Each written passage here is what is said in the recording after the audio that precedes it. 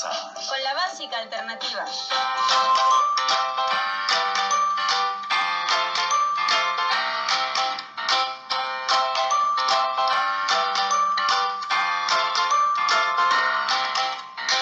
¿Cómo están, estudiantes del primer grado del ciclo avanzado de educación básica alternativa? Estamos contentos de saludarlos nuevamente, el profesor Wilfredo y la profesora Narda. Hoy continuamos con nuestra semana 19 de trabajo, con el área de desarrollo personal y ciudadano, con el tema Explicamos el origen de los conflictos y la importancia del diálogo para superarlos. En esta oportunidad de aprendizaje te proponemos explicar el origen de los conflictos en los entornos familiar y local en los que interactuamos cotidianamente y reconocer la importancia del diálogo y la autorregulación de emociones para manejarlos y superarlos.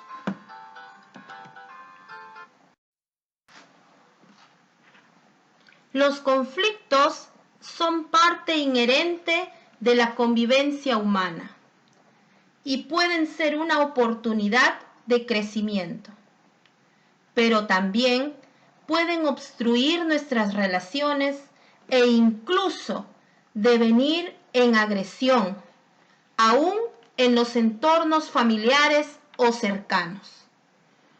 Para aprender a convivir, es necesario desarrollar nuestra disposición para aceptar, comprender y respetar nuestras diferencias, y la capacidad de diálogo que nos permita manejarlas y desarrollarnos en el marco del respeto a los derechos de todos los miembros de un grupo.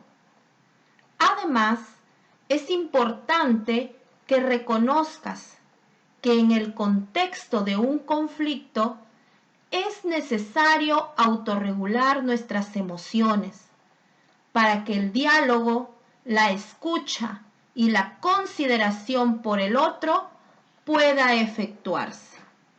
Profesor Wilfredo, ¿qué actividades desarrollaremos? Desarrollaremos dos actividades. En la primera actividad explicarás el origen de los conflictos y reflexionarás sobre tu disposición al diálogo. En la segunda actividad tendrás la oportunidad para que reconozcas la importancia del diálogo y la autorregulación de emociones en el manejo de conflictos. Iniciamos con la actividad 1. Explicamos el origen de los conflictos y reflexionamos sobre nuestra disposición al diálogo. Como siempre, busca un espacio donde puedas realizar la actividad con tranquilidad. Recuerda lavarte las manos y desinfectar los materiales que utilizarás. Si tienes alguna dificultad, solicita el apoyo de un familiar o de tu docente, según los canales de comunicación establecidos.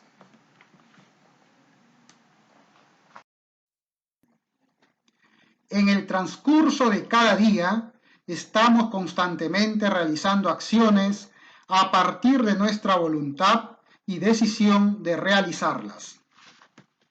Estas decisiones van desde hechos tan cotidianos como el tiempo que decides ocupar el baño para ducharte, hasta situaciones más trascendentales como que decidimos estudiar después de la etapa escolar.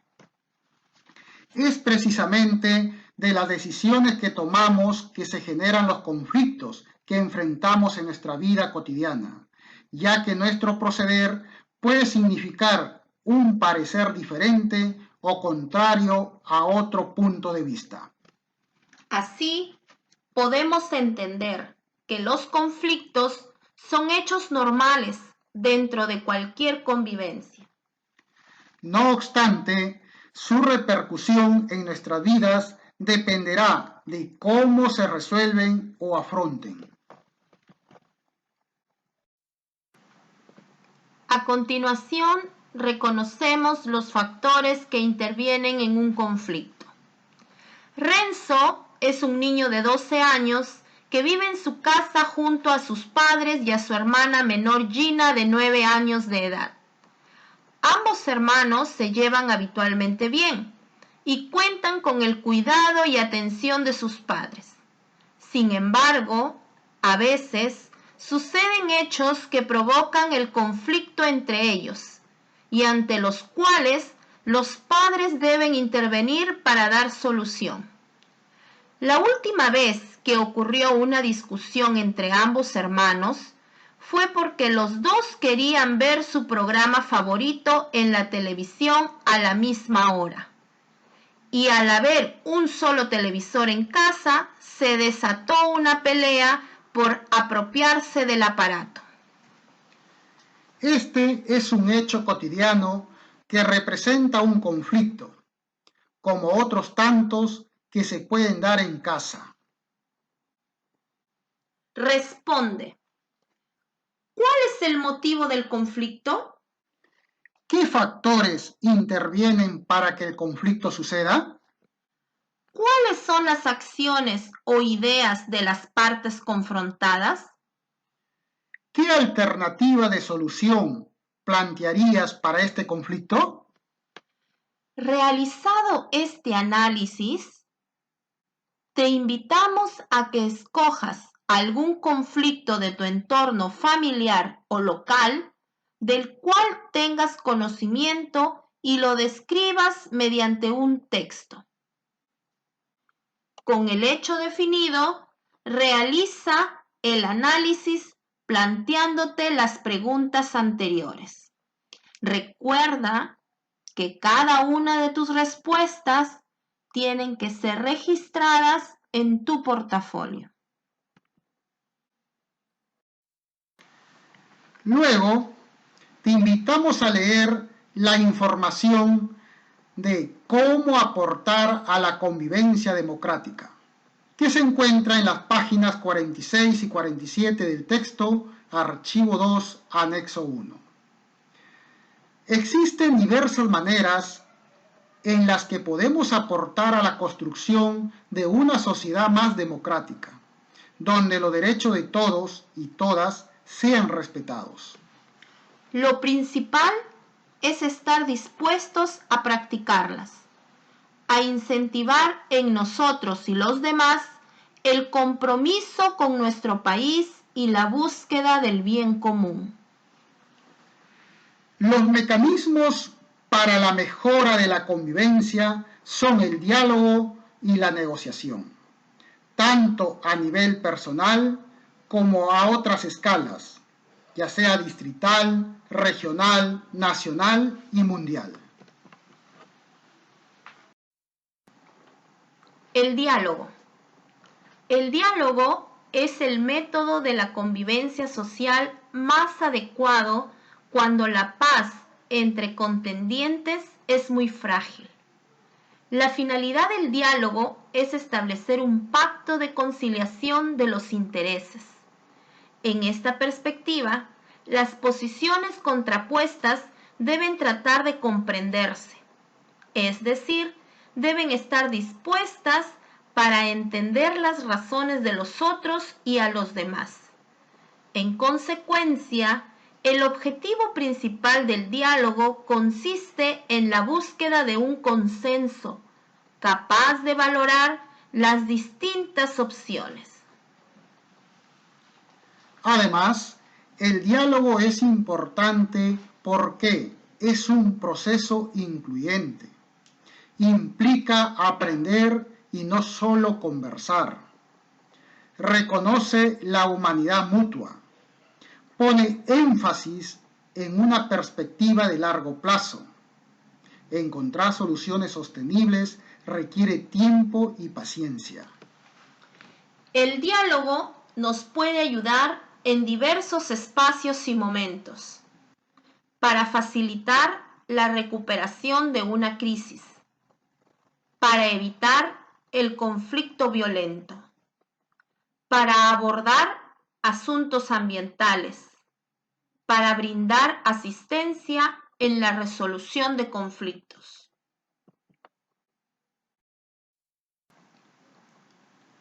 La negociación es un proceso donde existen dos o más partes que tienen intereses y necesidades comunes y contradictorias sobre un problema y quieren llegar a un acuerdo mutuamente aceptado. Los involucrados deben ser flexibles y saber escuchar. Pueden recurrir a mediadores para tener mejores alternativas a soluciones de conflictos.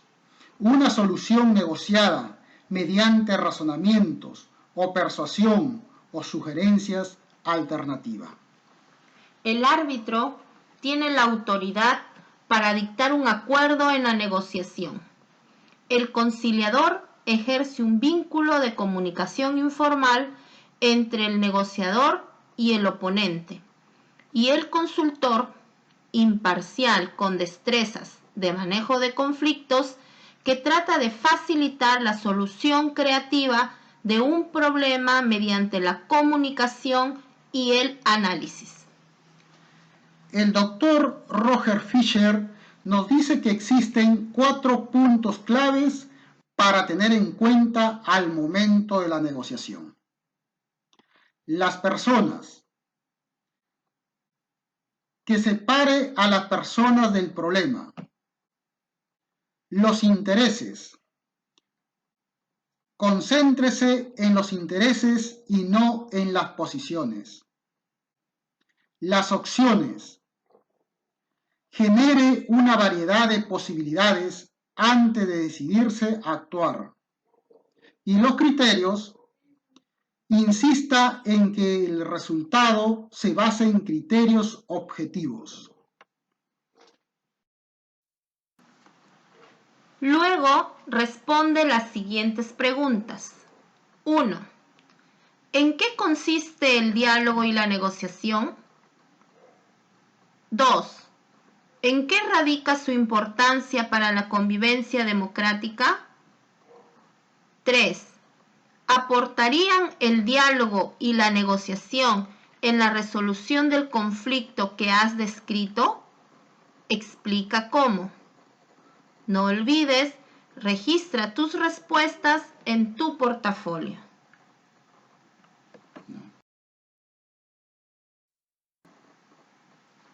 Continuamos con la actividad 2. Reconocemos la importancia del diálogo y la autorregulación de emociones en el manejo de conflictos.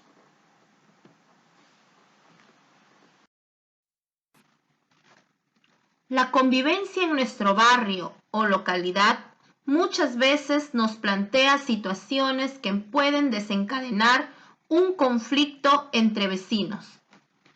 Esto ocurre porque a veces las personas actuamos a partir de nuestros propios intereses y derechos, sin tener en cuenta las necesidades y derechos de los otros. Ante estas situaciones es importante saber cómo actuar para no agravar el conflicto y llegar a una solución. En este punto, es necesario saber la necesidad de promover una postura democrática, tranquila y empática entre los protagonistas del conflicto. A continuación, leerás un texto que describe una situación de conflicto entre vecinos muy cercanos. Mi nombre es Rodrigo Fuentes. Tengo 18 años y me dedico a estudiar y trabajar, por lo que divido mi tiempo principalmente en estas dos actividades.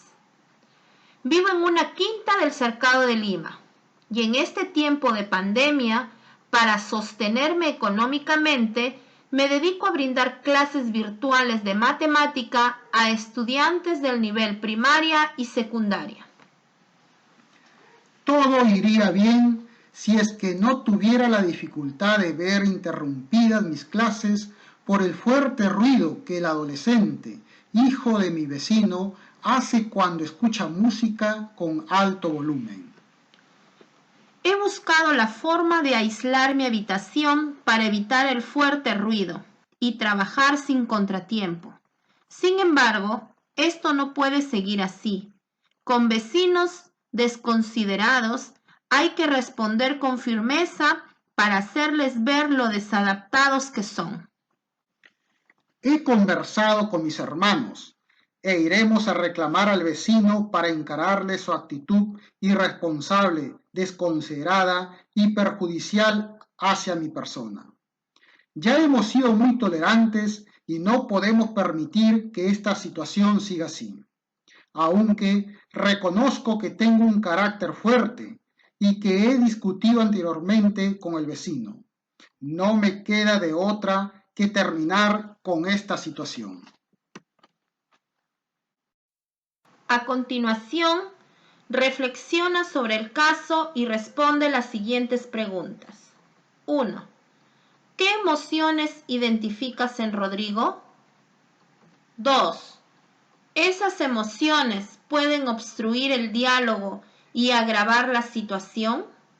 ¿Por qué? 3. A pesar de todas las emociones que experimenta, ¿cuál debe ser la actitud de Rodrigo cuando aborde a su vecino? No olvides registrar tus respuestas en tu portafolio.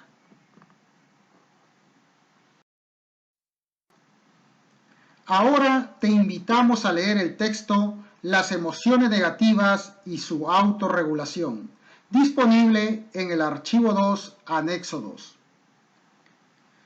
Nos referimos a la ira como una emoción básica que se constituye como una familia de emociones, entre las cuales se incluyen rabia, enfado, enojo, furia, cólera, odio, etc. Muchas veces la violencia se activa a partir de las emociones negativas, como la ira. Sobre todo, la ira que no ha sido regulada de forma apropiada. La regulación de la ira es una de las competencias emocionales que cobra toda su importancia en el marco de la convivencia. Las investigaciones han demostrado que la regulación de la ira puede ser una estrategia eficaz para la prevención de la violencia.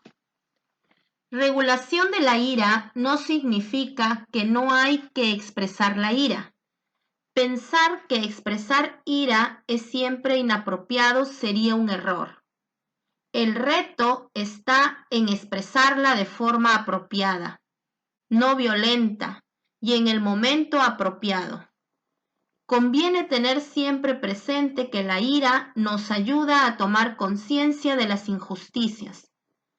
Ante las injusticias hay que reaccionar con ira, naturalmente, pero esta expresión de la ira no debe de ninguna forma significar violencia.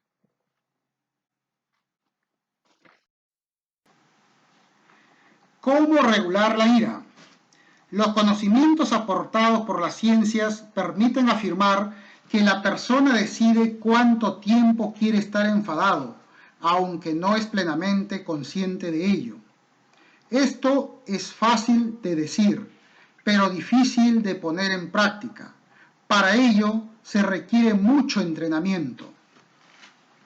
La respuesta apropiada se puede considerar que, en general, es la asertiva, pero muchas personas adultas responden de forma pasiva o agresiva. La respuesta pasiva irá hacia adentro. A la larga, perjudica la salud y también favorece la respuesta posterior agresiva, pero tal vez de forma indirecta, ya que la acumulación de ira contenida puede derivar a largo plazo en una reacción incontrolada. Con una respuesta agresiva, ira hacia afuera, puede parecer que de momento la ira se reduce o incluso que se logran ciertos objetivos, pero a la larga empeora la situación porque así como el cariño atrae cariño, la violencia genera violencia y se puede entrar en una espiral de violencia de efectos imprevisibles.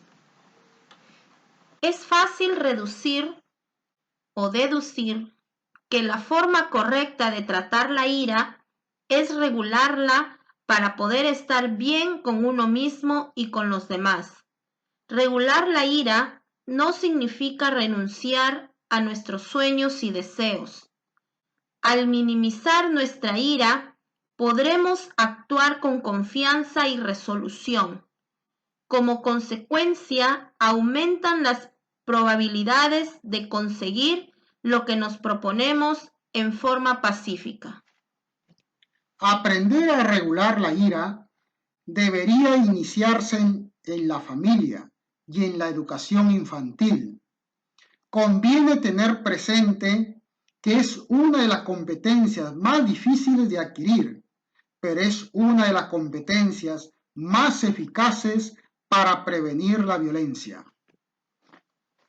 Es muy importante que desde la educación formal se tome conciencia de la importancia que tiene entrenarnos en regulación de la ira como estrategia para la prevención de la violencia.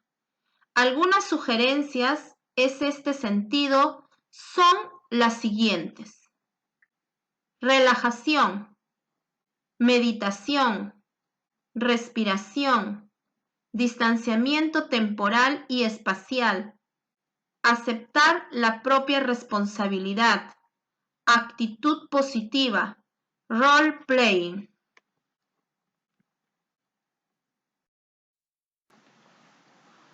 Luego, responde la siguiente pregunta.